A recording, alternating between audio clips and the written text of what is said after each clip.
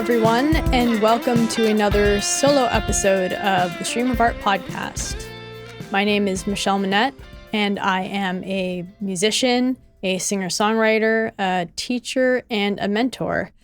And I am coming at you from chilly and cloudy and gloomy Ottawa, but I have a nice cup of green tea here at the ready to keep me nice and warm as I talk to you today about art as being self-care. Now, this is an idea that I thought of several months back now. It was actually when I was talking to a student of mine, and he mentioned that he struggled to make time for music because he was always putting everybody else's needs first. And this is such a common thing. It doesn't matter if we're talking about making time for music or art or just making time for ourselves. For many people, they struggle to make that time for themselves because they give their time, their energy, their attention to taking care of everybody else around them. And there are going to be a whole lot of reasons why that's the case. I'm not going to even bother touching on them today because there's just too many. That could be its own episode. But what I want to drive home today is just the understanding that you can't give from an empty cup. You have to take care of yourself first before you go and take care of other people. You know, there's the analogy of putting on your mask first. If you're in an airplane and the plane starts to go down, you want to put on your oxygen mask first before you start tending to the people around you. And it's that idea. And there are so many foundational ways of caring for ourselves that can include making sure you're getting enough sleep. It can include how you fuel your body, so the foods that you choose, and choosing foods that help you to feel your best and that you enjoy. And that can be about moving your body in ways that feel good and that help you feel energized. But I actually want to include art in that as well. And specifically, I'm talking about making art and engaging with your art, whatever that may be, whether you're a musician like me, or you are a painter, or you're a writer, or you're a sculptor, or whatever it is that you do, whatever your creative outlet is. I think that's an essential part of taking care of yourself as well, making sure you make time for those things.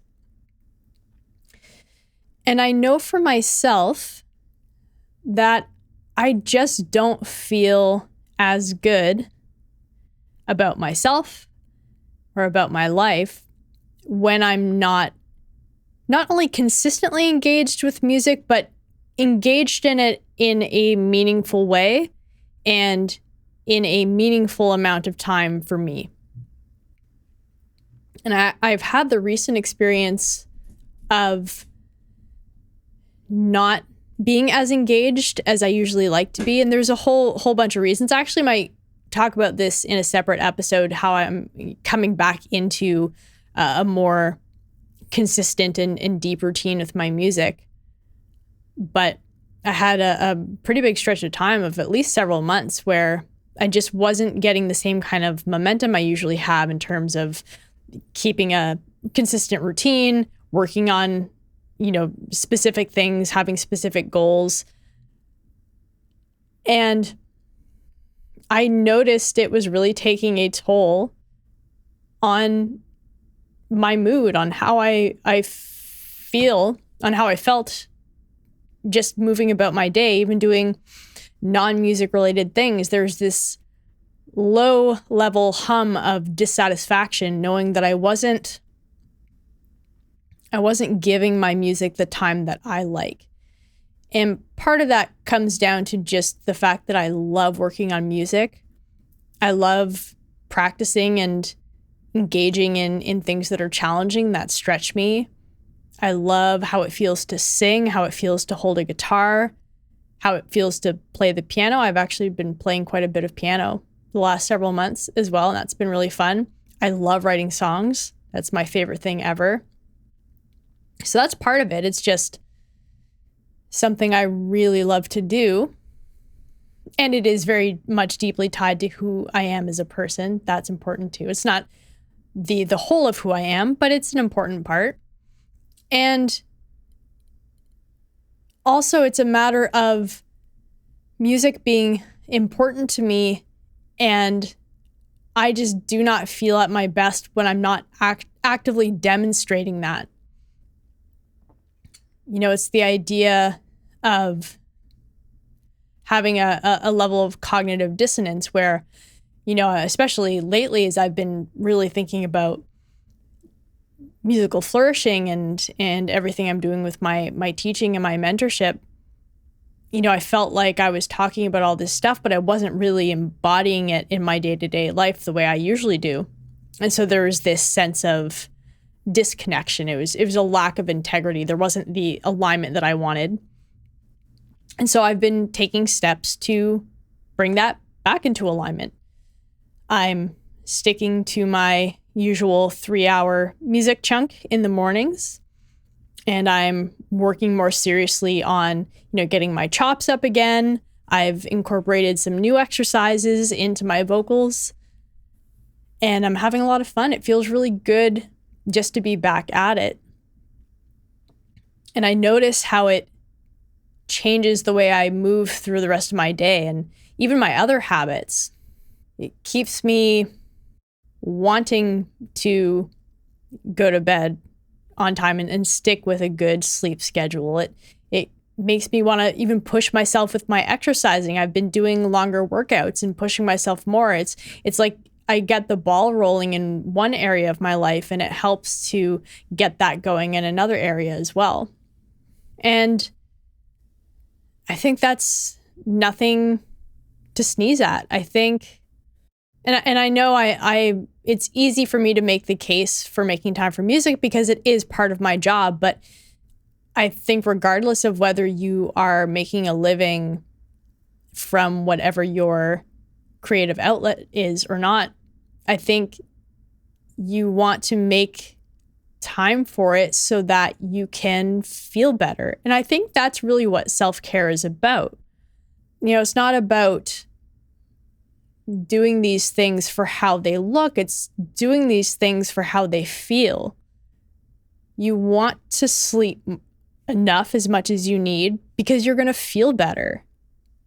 And you want to eat food that feels good because you'll feel better. And you want to move your body because you'll feel better, not because any of these things give you more value or more worthiness, but just as a demonstration of the care you give yourself. And then art is a part of that too. You know, if you have an art that's really important to you and you aren't engaging with it, that's going to knock you down. Even if you have the other things in line, something is going to feel like it's missing. And that is going to, certainly over the long term, it's going to diminish the quality of your life. Even if it's a little bit, I still think that matters. I think life can feel a lot better, but it means being intentional about what we do and directing our time and our energy and attention in ways that help us to feel better. And when we feel better, it makes it easier. Certainly this has been my experience, and I'm sure this is true for anyone listening, but when you feel better, it makes it easier just to navigate everyday life where you are going to deal with frustrations, with challenges. That's part of the human experience. But when you have something you can return to that makes you feel connected to yourself or connected to something bigger or puts you in that state of flow, that can just help give you a more joyful experience of life and maybe even a brighter perspective on life, knowing that you have something you can come back to that doesn't necessarily cost you anything, obviously, depending on what kind of creative work you do.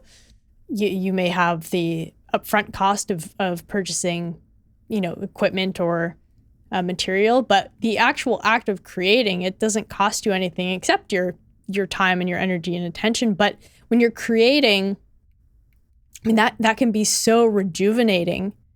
So I would argue that if you're somebody who is currently not engaging with an art form that is meaningful to you, and if you're feeling some of what I was talking about before, that just that sense of disconnection, of misalignment, I would invite you to consider how you might bring that more into your day-to-day experience.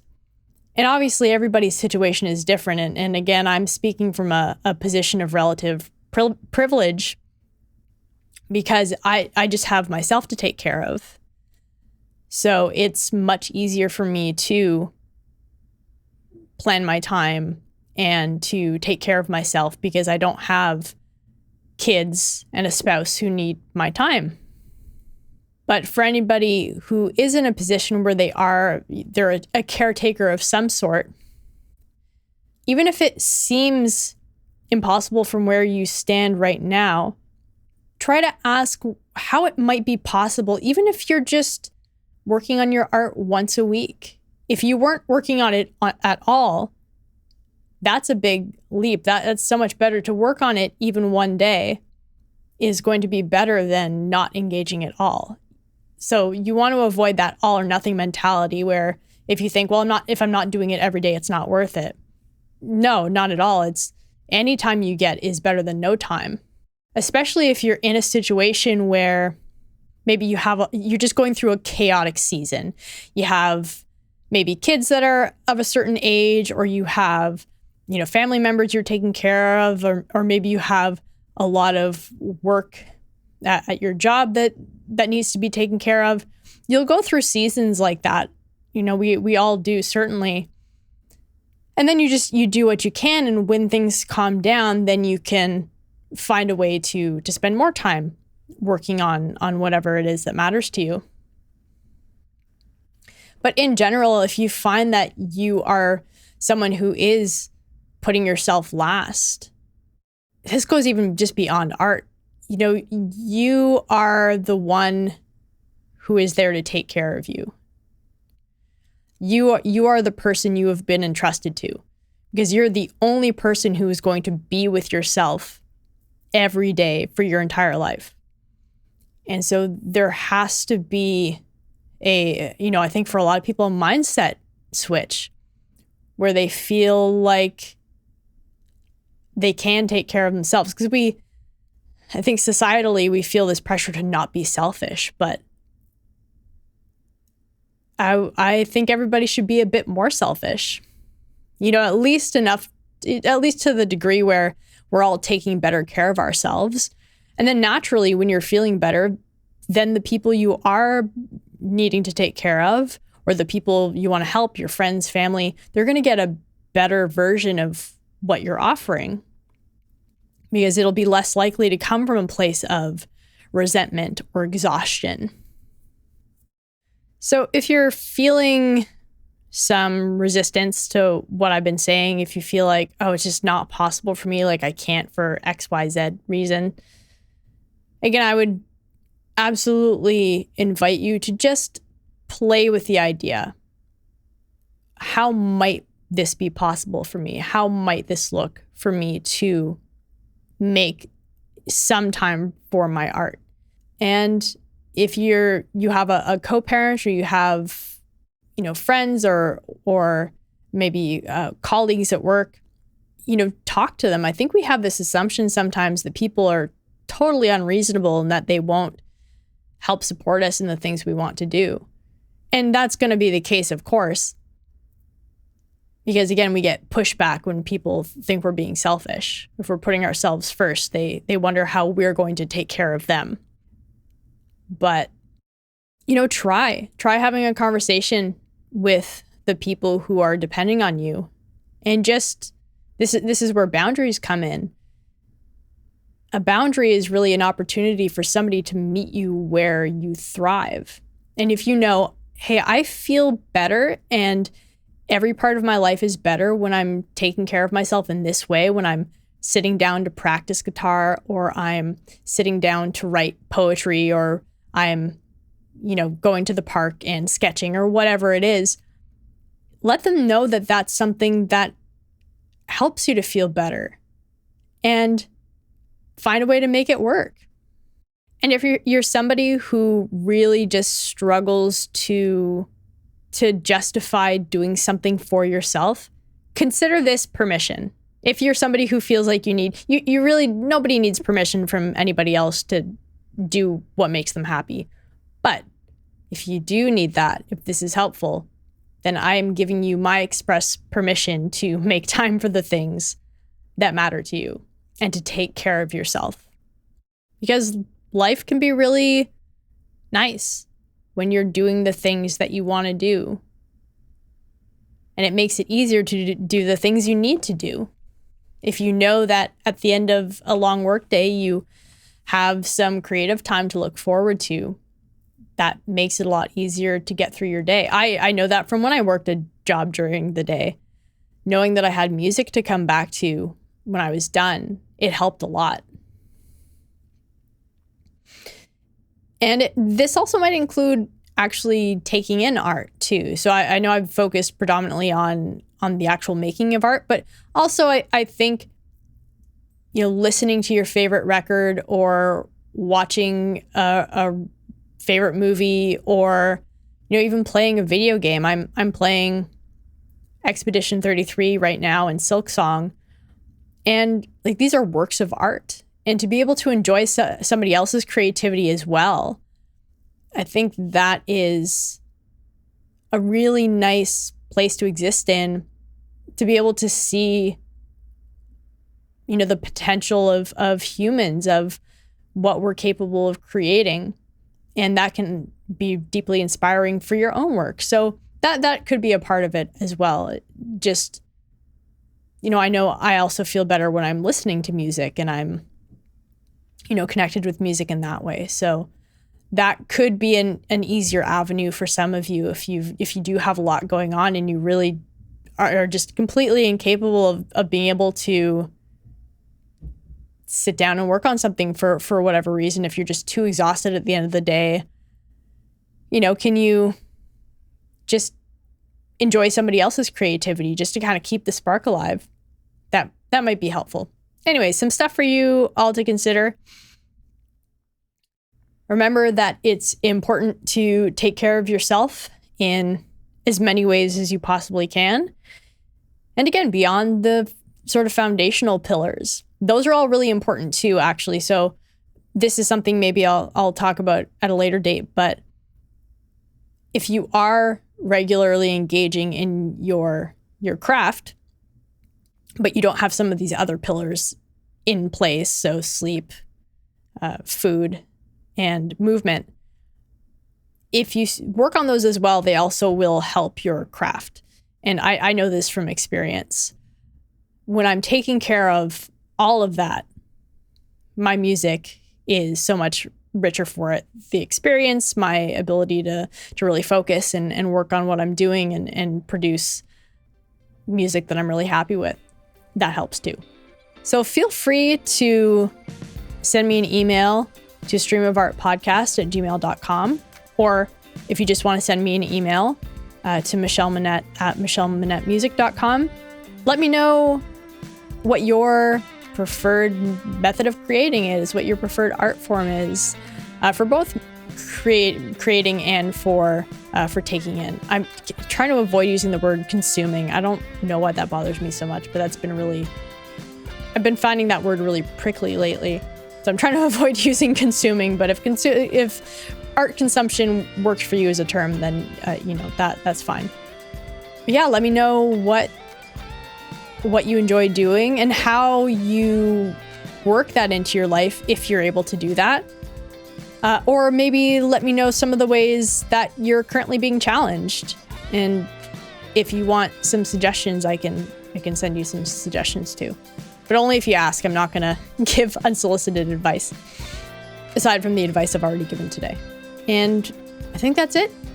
Thank you everyone for listening, and I will see you all in the next episode. Bye.